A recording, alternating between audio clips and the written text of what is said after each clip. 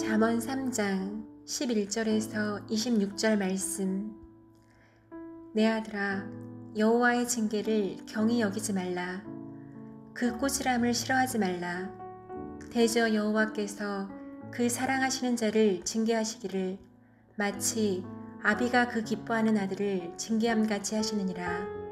지혜를 얻은 자와 명철을 얻은 자는 복이 있나니 이는 지혜를 얻는 것이 은을 얻는 것보다 낫고 그 이익이 정금보다 나음이니라. 지혜는 진주보다 귀하니 내가 사모하는 모든 것으로도 이에 비교할 수 없도다. 그의 오른손에는 장수가 있고 그의 왼손에는 보기가 있나니 그 길은 즐거운 길이요 그의 지름길은 다 평강이니라. 지혜는 그 얻은 자에게 생명나무라.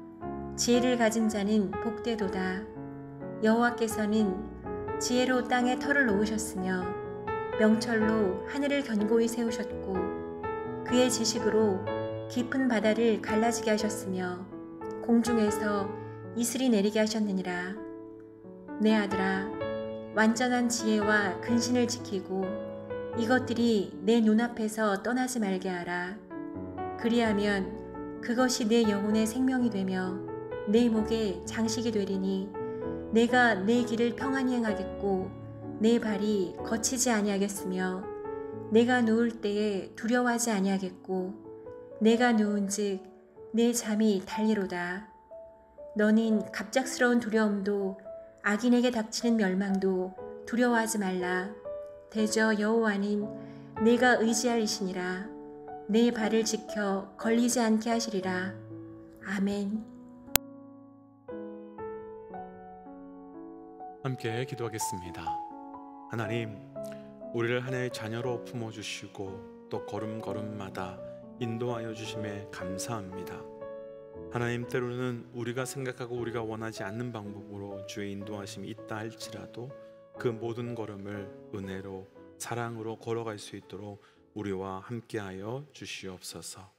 이 모든 말씀 예수님 이름으로 기도하였습니다. 아멘. 할렐루야. 우리를 절대로 포기하지 않으시며 그래서 우리를 끊임없이 돌이켜 주심으로 우리를 끝까지 인도해 주시는 나의 주, 나의 하나님의 이름을 높이 찬양합니다. 오늘 우리가 함께 나눌 말씀의 제목은 징계는 축복입니다 라고 하는 말씀의 제목으로 조금은 받아들이고 또 인정하기 쉽지 않은 말씀의 제목입니다. 저를 비롯해서 많은 사람들은 분명 징계라고 하는 것을 좋아하지도 않고 또 징계라고 하는 것을 받고 싶어 하지도 않습니다. 왜냐하면 징계라는 것이 우리 모두에게 고통의 사건이기 때문입니다. 하지만 우리가 이미 오늘 말씀에 본문을 읽었지만 하나님께서는 그 징계를 사랑하는 자들에게만 주신다고 말씀합니다. 사랑한다면 품어내야 하고 사랑한다면 안아주고 기다려주어야 될 것 같은데 왜 사랑하는 자를 징계하시는 걸까?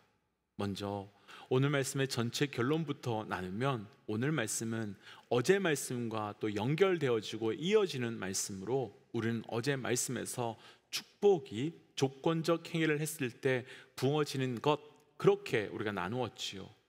그러나 말씀의 끝에서는 그 조건의 행위 또한 우리가 하는 것이 아니라 예수 그리스도께서 십자가에서 완전하게 이루어내신 것, 그것을 우리에게 나누어 주는 그 은혜였다라고 우리가 어제 함께 나누었었습니다. 오늘 말씀은요, 오늘 말씀은 그 연장성산 위에서 이어지는 말씀입니다. 그러니까 오늘 말씀에서의 징계는 우리에게 축복을 주시기 위해 우리에게 내리시는 것이 아닙니다. 우리 가운데 하나님의 징계를 견뎌내야 하고 그 징계를 참아내는 사람만 은혜를 줄 거야, 축복을 줄 거야, 그렇게 말씀하는 것이 아닙니다. 왜냐면요, 사실 우리 가운데 하나님의 징계를 견뎌내고 하나님의 징계를 참아낼 수 있는 사람이 과연 누가 있겠으며 얼마나 있겠습니까?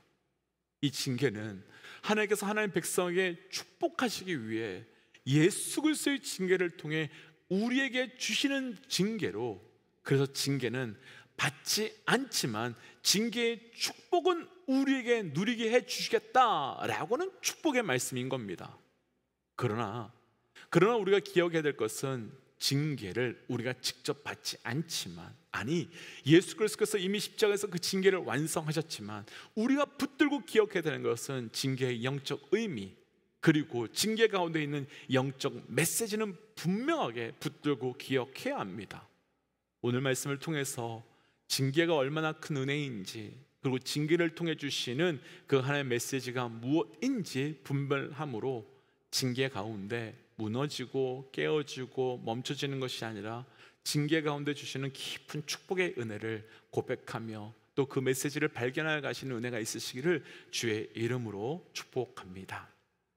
징계는 축복입니다. 먼저 오늘 본문 중에서요 1절과 12절입니다 11절과 12절 함께 좀 읽어볼까요? 내 아들아, 여호와의 징계를 경히 여기지 말라. 그 꾸지람을 싫어하지 말라. 대저 여호와께서 그 사랑하는 자를 징계하시기를 마치 아비가 그 기뻐하는 아들을 징계함같이 하시니라. 아멘. 앞서 제가 서론에서도 조금 나누었었지만 우리 가운데 징계를 좋아하는 사람, 징계를 즐거워하는 사람은 단 한 사람도 없지요. 모든 사람들이 징계를 어려워하고 징계를 힘들어하고 피하고 싶어합니다. 그래서 하나님께서도 우리에게 그래서 또 하나님께서 우리에게 징계를 강제로 기뻐하라고 하거나 그 징계를 강제로 즐거워하라고 하신 것이 아닙니다. 다만 징계를 경히 여기지 말라라고 말씀하십니다. 여기서 경히 여기지 말라라고 하는 그 말의 단어적 의미는요, 가벼이 여기지 말라라는 뜻이 되기도 하지만 사실 원어로는 훨씬 더 무거운 의미를 가지고 있는데요, 마에니라는 그 원어의 뜻은 거절하다라는 뜻입니다. 그러니까 하나님께서는 징계를 거절하지 말라, 징계를 피하지 말라라고 말씀하고 있는 겁니다. 그럼 왜 징계를 피하거나 거절하지 말아야 하겠습니까? 여러 가지 그 이유가 우리에게 있겠지만 우리가 지금 묵상하고 있는 잠언 3장에서 증거하고 있는 말씀으로만 이 말씀을 우리가 본다면, 징계가 어제 말씀에서 우리가 함께 나누었지만 지혜의 축복을 다시 회복시켜 주며 지혜의 축복을 우리에게 다시 시작하게 하는 통로가 바로 이 징계이기 때문입니다. 우리도 모르게 살아가다 보면 하나님께서 우리에게 허락하여 주신 축복을 상실하기도 하고 그 축복과 거리가 멀어져서 때로는 하나님과 아무런 상관없는 삶을 살 때도 너무너무 많이 있습니다. 그리고 그러다가 결국은 완전히 하나님을 잊어버리고 완전히 하나님을 상실한 채 마치 그것이 나의 삶인 것처럼 착각하며 다른 길로 살아갈 때가 우리 가운데는 너무나도 많고 어쩌면 지금도 있을 수 있습니다. 그러면 그때 징계는 무엇이겠습니까? 징계는 무엇 때문에 우리의 삶에 시작되는 것이겠습니까? 회복 때문입니다. 위치의 회복과 관계의 회복과 사명의 회복과 은혜의 회복 등등 우리의 삶에 상실된 그 축복으로 인하여 잃어버린 모든 것을 다시 회복시켜 주시기 위하여, 다시 돌아오게 하기 위하여 징계하여 주시는 것으로 징계는 바로 통로이며 도구가 되는 거지요. 그런데 우리는 그 징계가 우리에게 왔을 때 그 징계를 경히 여깁니다. 아니, 원어 의미 그대로 본다면 그 징계를 거부하고 외면합니다. 그럼 그 징계를 끝까지 거부하고 외면했을 때 결과는 어떠하겠습니까? 어떻게 펼쳐지게 되겠습니까? 1845년에요 북극 탐험으로 갔었던 존 프랭클린이라는 사람이 탐험 도중에 눈과 빙산 사이에 갇혀서 밤을 지내야 하는 일이 있었다고 합니다. 워낙 날이 추웠기 때문에 그곳에서 아주 잠이 들면 30분만 지나도 의식을 잃고 결국은 얼어 죽게 되기 때문에 프랭클린은 대원들에게 어떤 일이 있어도 잠들지 말라고 계속 경고를 주고 주의를 주었지만 피곤에 지친 대원들은 어느 순간 꾸벅꾸벅 졸기 시작했다고 합니다. 그래서 안타까운 마음에 프랭클린이 흔들어 깨우면서 우리는 자면 안 돼, 잠들면 안 돼, 그렇게 계속 깨울 때마다 사람들은 뭐라고 말하는가 하면 우리는 자는 거 아닙니다, 우린 자는 거 아닙니다, 그냥 잠시 너무 피곤해서 잠깐 눈을 감고 있을 뿐입니다 라고 말하면서 일어나려고도 깨어나려고도 하지 않았다고 합니다. 그래서 어쩔 수 없었던 그 프랭클린이라고 하는 사람은 자는 것이 아니라 단지 쉬는 것이라며 눈을 감고 있는 사람들을 발로 차고 주먹으로 때리고 몸을 흔들어대면서 단 한 사람도 잠들지 못하게 깨웠다고 합니다. 그들은 얻어맞고 발길질로 차였지만 결국 얻어맞고 차였기 때문에 졸지 않게 되었고, 졸지 않았기 때문에 깨어날 수 있었고, 단 한 사람도 죽지 않았습니다. 만약에, 아주 만약에 그 중에 어떤 사람이요, 절대 나는 앞으로 건들지 말아요, 절대 나는 깨우지 말아요, 나 자는 거 아니니까, 나 쉬는 거니까 절대 깨우지 마세요, 그리고 내가 어떻게 되든 나한테 아무 상관하지 마세요 라고 했다면 그는 그 아침에 어떻게 되었겠습니까? 그가 어떻게 되었을지는 너무나 명확하고도 분명한 사실입니다. 분명 징계는 우리를 불편하게 하고, 우리를 힘들게 하고, 우리를 아프게 하고, 우리를 괴롭게 하는 것이 맞습니다. 그러나 그 아픔 때문에, 그 고통 때문에, 그 불편함 때문에 징계를 거부한다면, 경히 여긴다면 단순히 축복을 누리지 못하고 축복을 상실하는 정도가 아니라 우리의 영혼이 끊어지고 우리의 영혼이 완전히 부서지며 깨어질 수도 있는 겁니다. 그래서 저를 비롯한 우리 모든 믿음의 동역자들에게 정말로 주의 마음을 다하여 도전하기는, 우리를 아프고 힘들게 하고 불편하게 하는 그 징계를 경히 여기는 거부함을, 경히 여김으로 피함을, 그렇게 사는 것이 아니라 징계 안에 있는 나를 살리고 일으키고자 하시는, 나를 새롭게 하시고자 하시는 우리 하나님의 메시지 앞에 온전히 반응하여 나아갈 수 있는 귀한 축복의 삶이 되시기를 주의 이름으로 도전합니다. 연이어 두 번째, 징계가 우리에게 축복이 되는 이유로 우리가 조금 전에 읽었던 말씀 12절 말씀에서 보시면, 그 아비가 기뻐하는 아들을 징계하고 사랑하는 자를 징계한다 라고 말씀하고 있습니다. 바로 이 말씀 속에서요, 징계가 우리에게 축복이 되는 또 다른 이유가 그 말씀 속에 드러나고 있는데, 징계는 하나님의 우리에 대한 자녀됨을, 그리고 우리를 향한 사랑을 포기하지 않고 계시다는 증거로, 그렇다면 징계가 하나님의 자녀됨을, 그리고 하나님의 사랑을 포기하지 않는 증거로 우리에게 나타난다, 이렇게 정리한다면 이 말 안에는 하나님께서 우리를 어떻게 징계하시는지, 그 징계에 대한 과정과 방법과 이유가 무엇인지 분명하게 볼 수 있는 기준이 있을 것 같습니다. 만약 우리 이웃이나 아는 사람이 징계를 거부한다면 어찌하시겠습니까? 그냥 포기하면 됩니다. 나랑 아무 상관없으니까 그냥 받지 않겠다면 보지 않으면 됩니다. 그런데 하나님께서는 우리를 이웃이라고 부르시거나 우리를 고아라고 부르지 않으시고, 우리를 자녀라고 불러주시고 사랑하는 자라고 불러주시고 계셨습니다. 그래서 하나님께서는 사랑하는 자녀이기에 우리를 징계하실 때 처음부터 징계하지 않으십니다. 그리고 대신 하나님께서 징계를 미루시고 기다리심으로 우리가 먼저는 스스로 돌이켜 다시 영적 삶으로, 그리고 은혜의 삶으로 돌아올 때까지 계속해서 포기하지 않고 기다려 주십니다. 그래서 우리가 기억할 것은, 우리가 분명 하나님의 길을 떠나고 또 혹은 우리가 하나님 없이 살아갈 때에도 불구하고 어떤 징계가 없는 것은 그 길에, 그 선택에 문제가 없기 때문이 아니라 하나님께서 우리가 스스로 돌이켜서 우리가 벗어날 그 축복의 길로 다시 돌아오기를 기다리고 계신 시간이라는 것을 알아야 하는 겁니다. 우리가 잘 아는 다윗이 우리아의 아내 밧세바를 범했을 때 하나님께서는 바로 다윗을 징계하신 것이 아니었습니다. 우리아와의 관계 속에서 아이가 태어날 정도의 시간, 그러니까 대략 1년, 10개월이 넘는 1년 가까이를 하나님께서는 다윗이 스스로 돌이켜 스스로 나올 시간을 허락해 주며 기다려 주셨습니다. 그런데 다윗은 어떻게 했었습니까? 스스로 돌이켰습니까? 스스로 돌아왔습니까? 아니었습니다. 그러지 않았습니다. 그럼 다윗이 자신이 저지른 죄를 죄로 모르고 있었기 때문에 돌아오지 못했는가? 라는 생각할 수 있지만 그렇지 않지요. 왜냐하면 다윗은 스스로 그것이 죄인지 알았기 때문에 그 밧세바의 남편인 우리아를 전쟁에 내보내서 죽게 한 것입니다.